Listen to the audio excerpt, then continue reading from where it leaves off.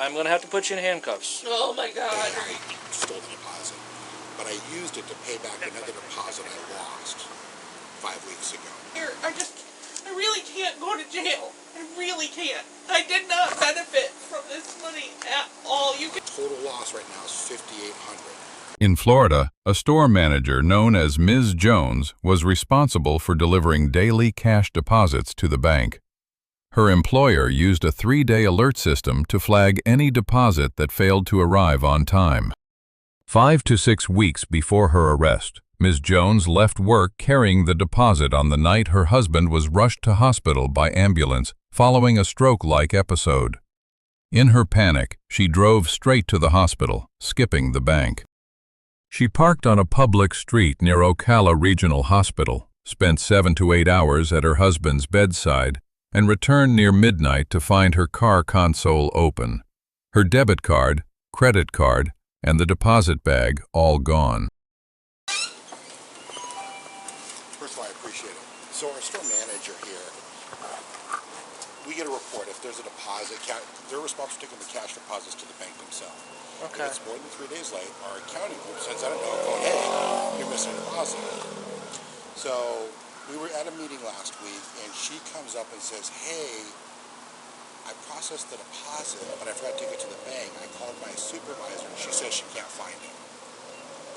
So I said, okay, well, let's dig into it. Let's look at the cameras. Well, the cameras just happen to be down. Not of their doing. Well, yeah, the tech actually screwed it up. So it just happened to be down. of course that One day. Yep. So I go in, we're at this meeting together in Savannah. I talked to her. She's like, no, I did it, but I didn't put it back in the safe like I'm supposed to. I just shoved it in this backpack that we use on top. I go, well, okay. So I interview her other employees that were here that did over the phone. They're like, hey, we didn't do it.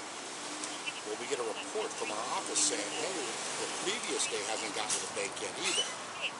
Okay. So I come up here today with the DM, and we start talking to her, and she finally confesses, hey, I stole the deposit. But I used it to pay back another deposit I lost 5 weeks ago. Her claim is she's been floating deposits, so she steals today's to pay for yesterday's.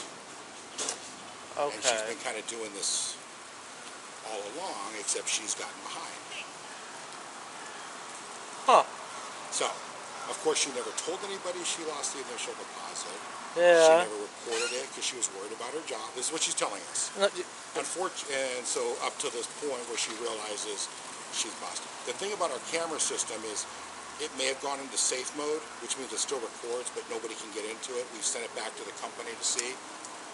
It's doubtful, but regardless, I explained that to him, and that's when to her, and that's when she said, okay, I did take the deposit. Oh, and by the way, not only did I take that one from the 15th, I also took today's. To cover. To try to cover some of that one. Okay. But I haven't gotten both in there. She brought back the original, she went home and brought back the original deposit back, the empty deposit bag that she stole from the 15th, as well as today's minus about $1,400. Our total loss right now is $5,800. So say she took. So what she's saying is she took like today's deposit to cover for the 15th Correct. deposit. Correct. Okay. So I mean, do you guys have or are you still waiting to see from the bank if you have the deposit for the 15th? Never went. So that never went in either? Still not there. Okay. And we know it's not there because she actually brought the paperwork back. I have an empty deposit bag that she filled out with the deposit slip and no money. So it doesn't even exist. Okay. Interesting.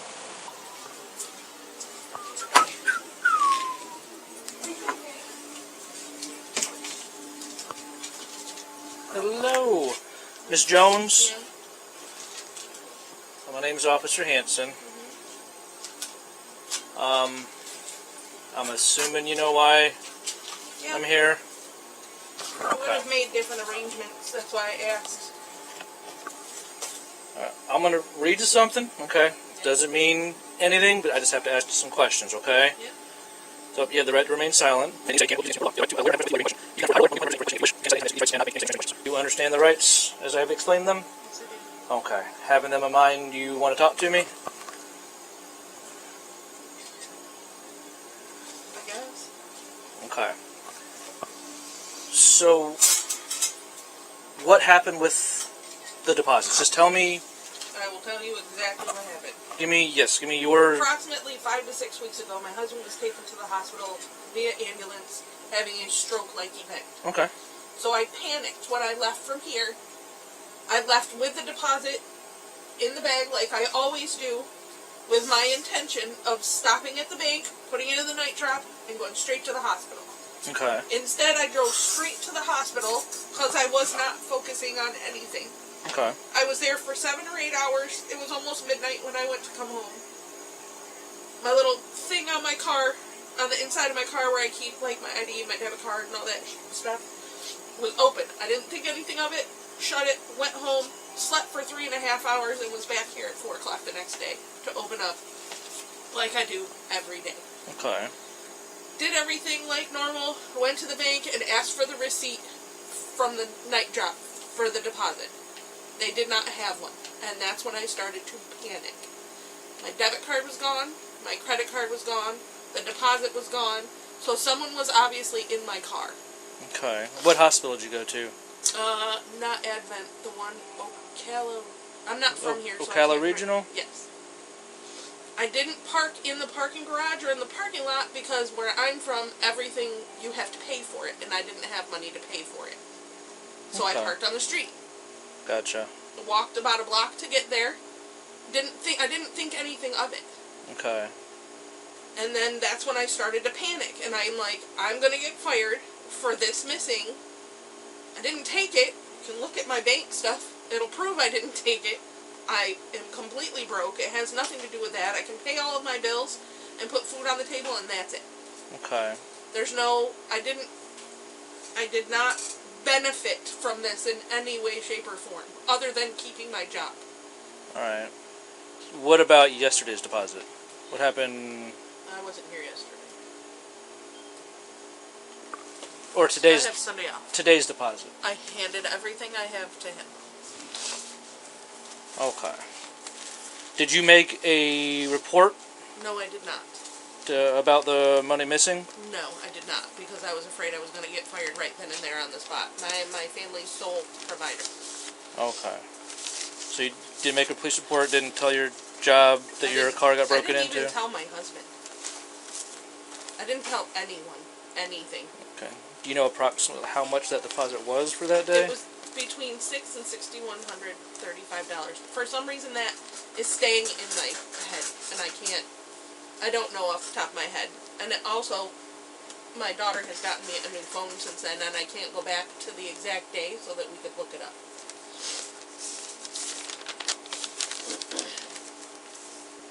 Alright, so you went to the hospital, you were there for a while, came out, went home, Slept for like 3 hours and came back. came back to work. You asked the bank on that day. Do you remember what day that was you went to the hospital? No, I don't. It's been 5 or 6 weeks, so I honestly don't know.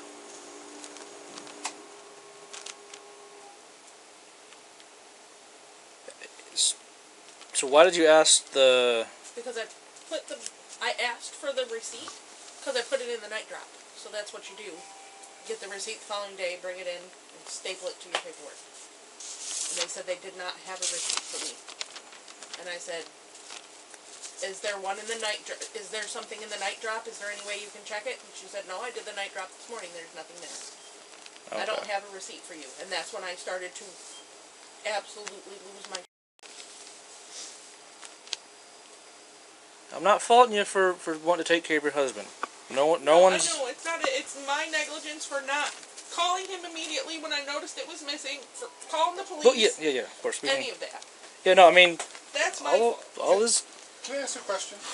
I'm going to ask you a question. I'm going to be real pointed about my question. Yeah, You and I had how many conversations regarding this? Remember? at least 3. We had 3 conversations, Yeah. right? And all 3 times, remember the question I asked you? I asked you, did you take it? You said no. It's okay. I asked you, did Andrea take it? You said no. And I asked you, who could have taken it? What did you say to me all 3 times? I said I didn't know. You said it probably was Richard. No, sir. No, sir. You said I said he's sketchy and he doesn't answer questions well, and he lies like a freaking sieve. I'm going to back up just a Absolutely. second. If I asked you who you thought could have taken it, you said it could have been Richard. No. I said I don't know, but I wouldn't put it past him. I did not say he took anything. You had 3 opportunities to say it wasn't my people. And you didn't True. take those opportunities. No, I To didn't. adamantly say it was not my people. I don't remember saying anything that he took anything at all. I did say, you said, does he lie? And I said, yes, because he does. I asked you who you thought could have taken it.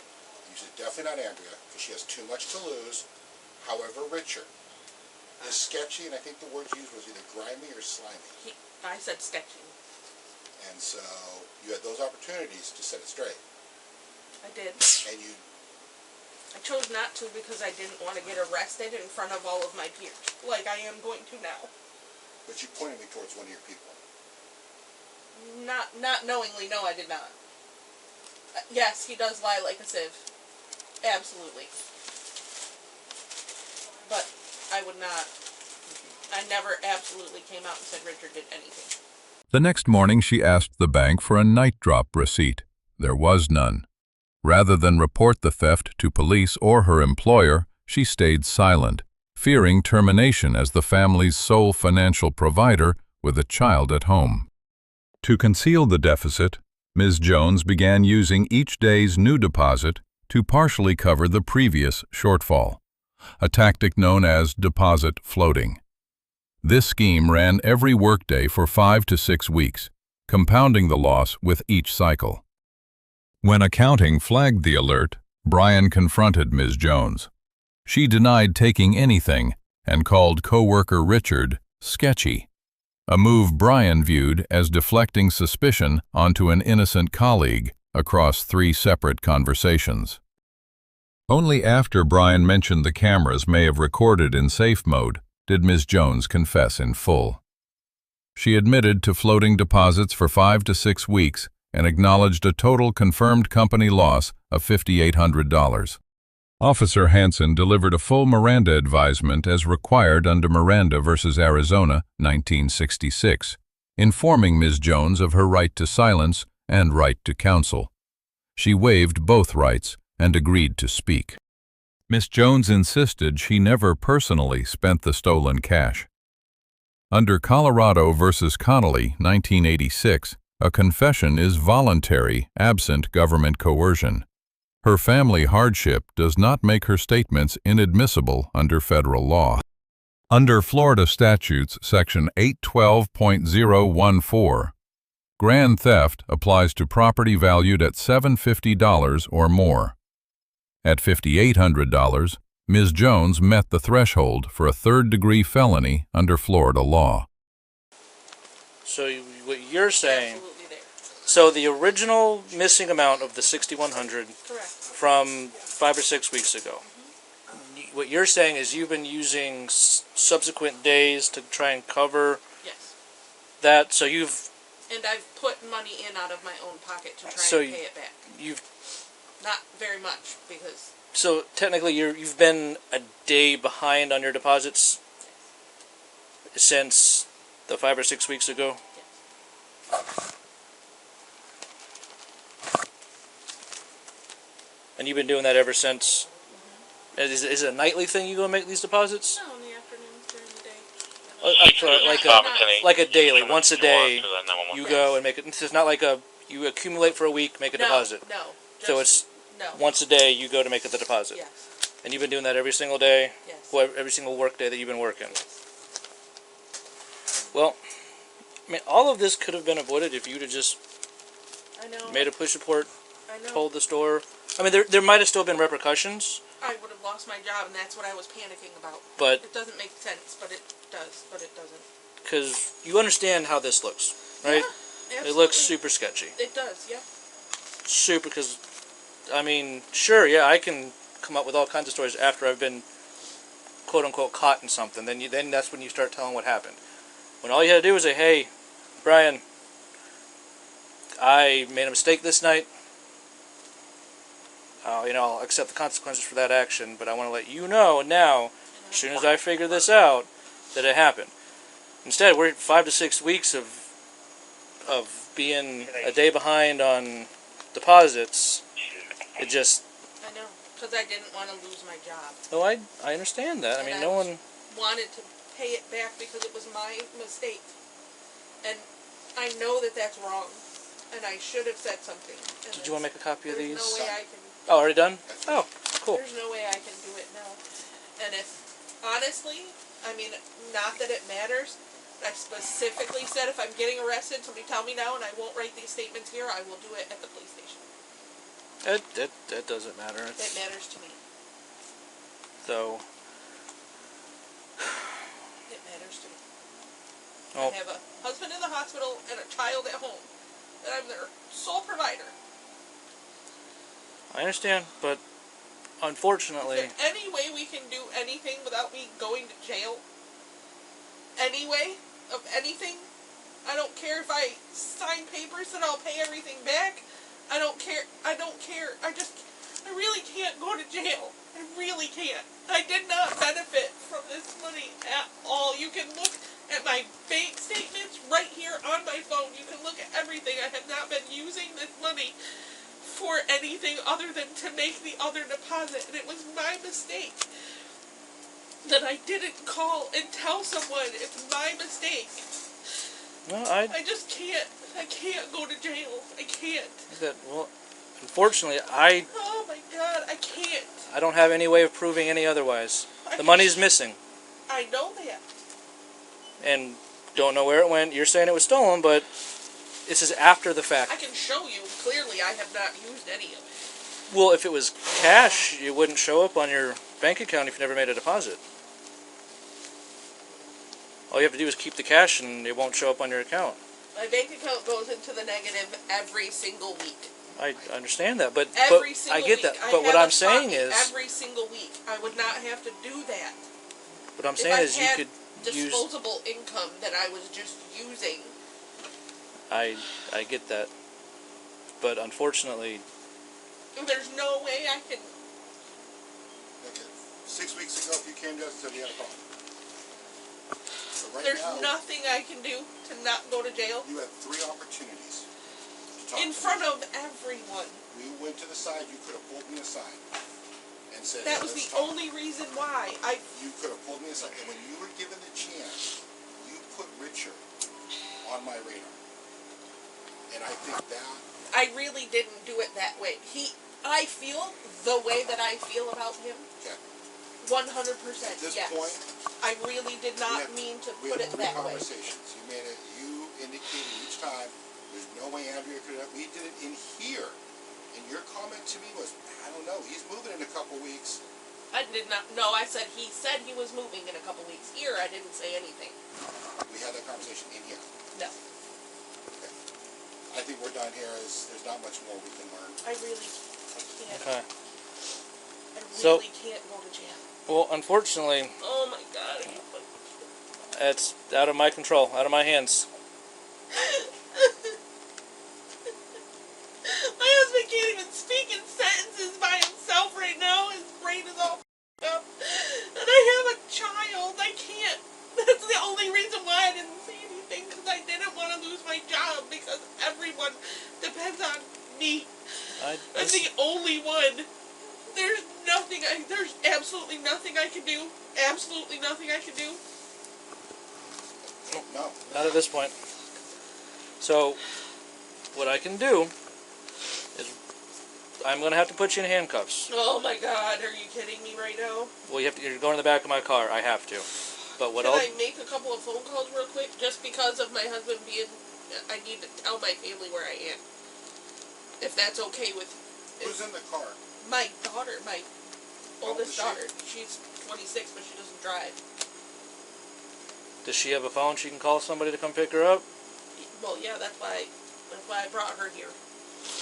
So that somebody could... That's what I was gonna do, was call. Well, I'll go talk to her and I'll have her call somebody, okay? I'll let her know what's going on.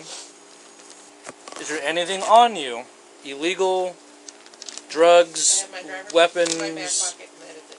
Because I'm going to give you that to you now. Because if it goes into the jail, No, it's an automatic felony, regardless of what it is. I'm not saying that you are. I can't search you. I'm not going to search you. So I'm just want to give you the opportunity. I driver's license in my pocket. Okay. Because if you do get there and there's something found, it's out of my hands. No, I have my driver's license in my pocket. Okay. Do you mind if I get that from you? It'll go with you. That way I have all of your information right on hand.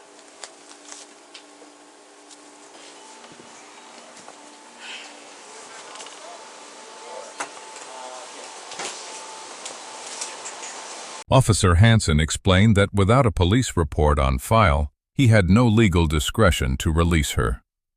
Ms. Jones offered full restitution and pleaded to avoid jail. He could not substitute a signed agreement for a lawful arrest. Officer Hansen cuffed Ms. Jones in front for comfort, personally informed her daughter in the parking lot, allowed her to copy down phone numbers before surrendering her phone, and adjusted the air conditioning in the patrol car. Ms. Jones was charged with grand theft under Florida law. The case resolved without incarceration. She received 18 months of probation and 25 hours of community service as the final sentence. Officer Hansen receives an A. Textbook Miranda compliance, patient non-coercive interview technique, no excessive force, and consistent professional courtesy extended at every stage of the encounter. Ms. Jones receives a C+.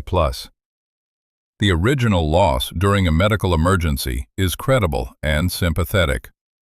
What cannot be excused is 5 weeks of silence, daily deposit fraud, and deflecting suspicion toward an innocent coworker. The company receives a B+. Its 3-day alert system worked as designed. However, the absence of a 2-employee deposit verification requirement allowed the float scheme to run undetected for 5 full weeks before intervention. No, I get it. I completely understand. I really didn't take it. I understand that, but unfortunately, I know. the money's missing, and you were the last one, and had you made a report, you could have avoided all of this, most likely. But right now, you were the last one, and I know. No, unfortunately, I'm just literally scared to death right now. I understand that. I don't. And like I said, once I figure out what the bond looks like, I'll let you know. I will give you every piece of information I have for you, okay? I'm not going to keep anything. I'm not going to hide anything. I'm going to be upfront with you as much as I can. Are you sure you don't want to take the phone? Because you can take this, and if you need to get a phone number out of it, they'll get the number out of it, and then you can use the phone they have there. They won't let you use this, but they will let you get phone numbers out of it. So you sure you don't want to take this with you? No, because she can get to the last little bit of money I have in my bank account. Okay, do you want to write any phone numbers down before I give this phone to your daughter? Yeah.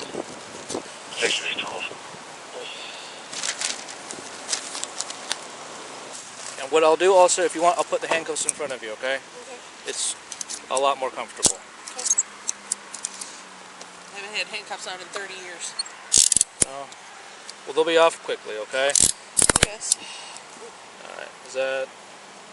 It's alright. Okay. I'm going to double lock them so they don't... It is what it is. Yeah, So they don't get tighter? Yep.